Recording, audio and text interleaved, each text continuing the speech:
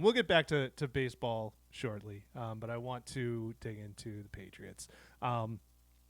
So obviously, Patriots probably facing a must-win situation with their upcoming game, coming off a loss to the Steelers. But rather than parse the details too much on one or two games, which we can, if that's what either you want to get into, I just kind of want to lay the groundwork. Like, are the Patriots close or are they far away? Because I think coming into this season, there was an understanding that, okay, this team has something to build. Like, it's going to be the first year under a new coach, an entirely new coaching staff. It's second year with a highly drafted quarterback, so it's going to be a process. But at the same time, I think there's an expectation just by dint of it being the NFL that like you should be able to turn things around relatively quickly and go from being an absolute dumpster fire to being maybe not a true playoff contender, but at least like showing signs of being that. At this point, well, I feel like there have been signs that they're improving. I don't know if they're necessarily closing in on the level of improvement a lot of people wanted to see, but I'm interested to get your guys' thoughts on that. Keegan, I don't know if you have any thoughts. Yeah, I think from what you've seen through 3 weeks, it's like the things that are hampering them are the exact things that teams with a new coaching staff, a lot of new players. It's exactly what you would expect. Uh, Vrabel before the year had the quote where he focuses on the good, the bad, and the shit that gets you beat. They are exclusively doing things that get them beat right now. Like they've looked good, they've looked bad, right? But uh, second most penalties in the NFL, the third worst turnover rate. Um, they're outgaining their opponents, but they're not scoring when they get down to the red zone. Like all the stuff that just like loser football teams do, they're still doing, and they've done it for a half a decade at this point. So, um, in between the 20s, I think they've looked really good. And in between, the second and third quarter, they've looked really good in all three of their games. It's the closing minutes. What are they doing? It's are they scoring when they get down to the red zone? How often is Ramondre Stevenson fumbling the ball? Those are the questions, and I think right now all of the answers are bad for them. Despite saying all of that, I do think they're close because I think all of the things that are hampering them right now are just very easy fixes on paper. Like hold on to the ball. It's really not that. Stop jumping off sides. Their But defensive penalties have been atrocious, I should say. Caleb Chaison's been called for offsides in all three games he's played. Dude, What? well, then like stand outside, like set fire up him, on fire Right. him then. Get rid of him. So What are I you think building then? Like, I I think that's don't let a him big play. conversation because everybody likes to put all of the stuff on Ramondre Stevenson. Yes, he fumbles. Running backs just can't do that. Like if you fumble, you should not be playing. Fully understand that. Um, and there's a bright, shiny like Corvette sitting. It's that meme of the Corvette sitting under like the shitty overhang, and it's raining. Everybody thinks Travion Henderson is going to be a superstar. We've just, from what we've seen, hasn't been that good. You don't have better options than Ramondre Stevenson, even though he's fumbling the ball away all the time. So I think they just don't have the depth that good teams have to cycle in and out with when guys make mistakes, when guys aren't playing up to the level that you need them to play up to. So you just have to ride the highs and lows of whatever these guys are doing. I think that's the issue. I Until they still, get yeah, the appropriate depth, they're kind of screwed.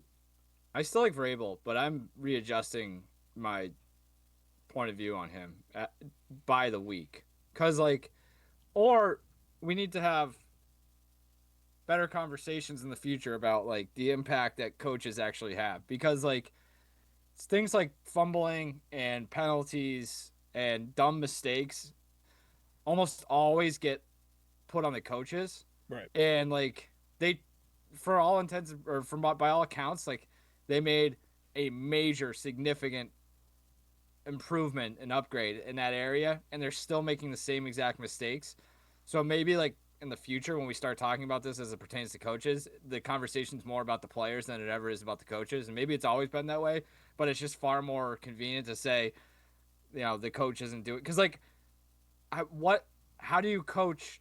And Vrabel even says, like, how do you coach fumbling out? Like, high and tight. All right, got it. 2 hands on the ball. There we go. Like, that's pretty much it. So I'm guessing they're covering that at some point in the week leading up to the game. And like, is he going to carry a football around, Patriot Place like it's high school? Yeah, Like, he has a heavier The Tom football. Billingsley? Yeah, they said Yeah, that he has like- he's carrying around the BCS championship ball or Yeah, whatever. he's- Yeah. so like,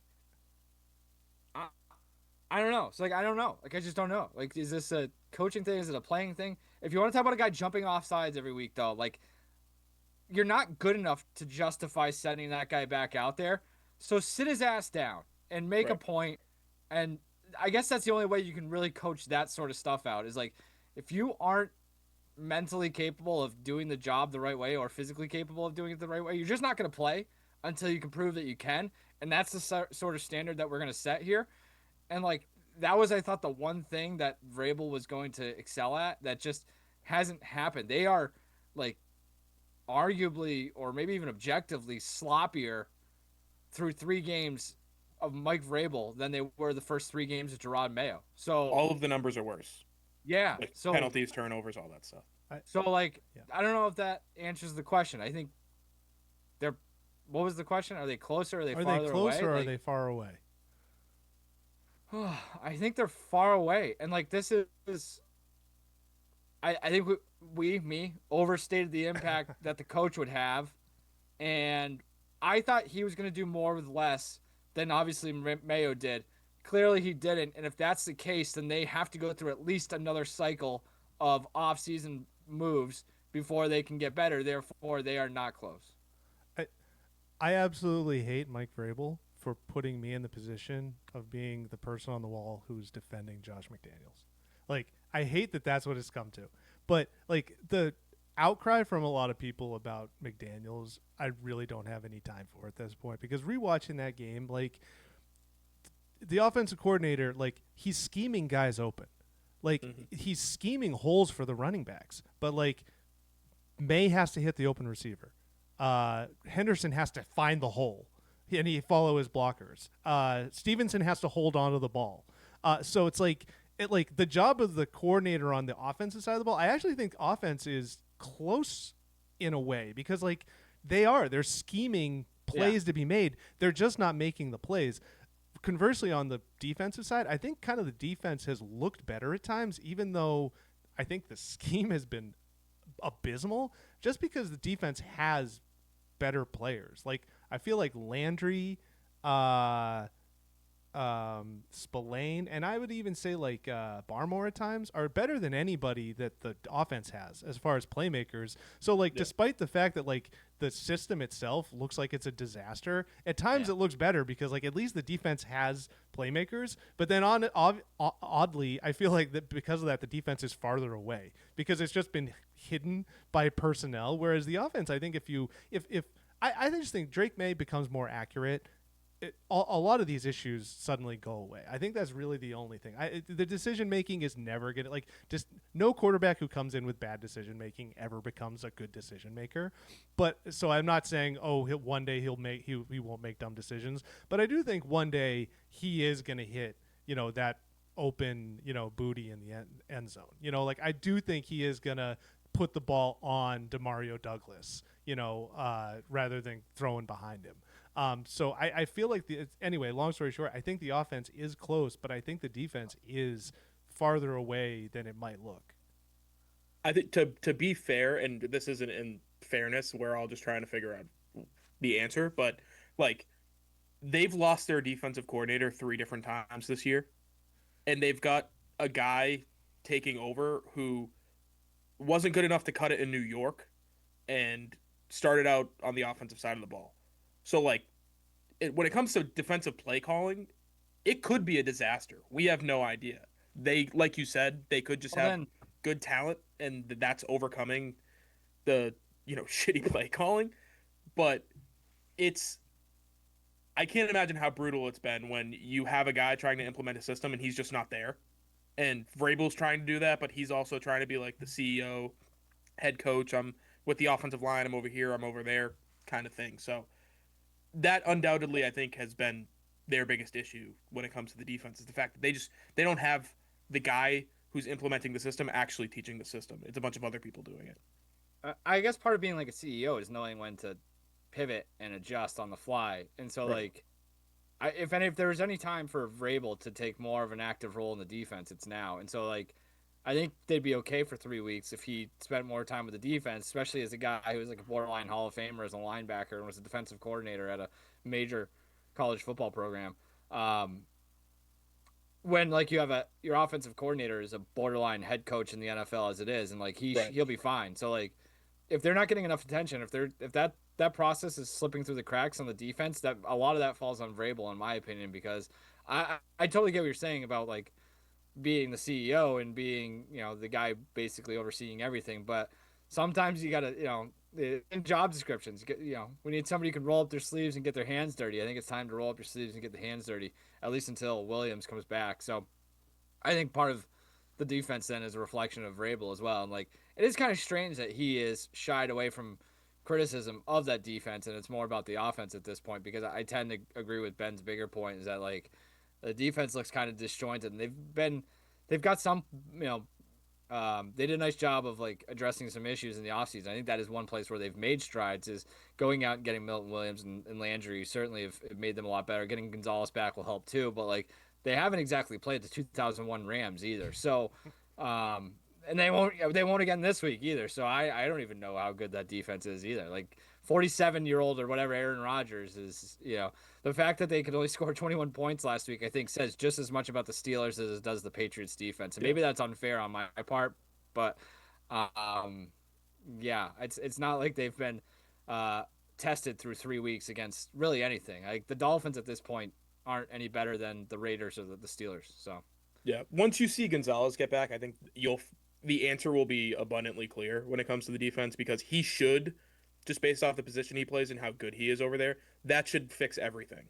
Literally everything on the defense. When it comes to communication on the back end, like when you don't have to worry about an entire side of the field, makes things a lot easier. When you have a rookie and a guy who's on his third team in the last 3 years running the show, it's a little bit difficult when the best one of the top five cornerbacks in football is back there. It's going to make things easier. And then it all, you know, you need to cover for less amount of time, or for you can cover for longer, so it gives the pass rushers longer to get to the ball. All the stuff will start to fall into place once he gets back.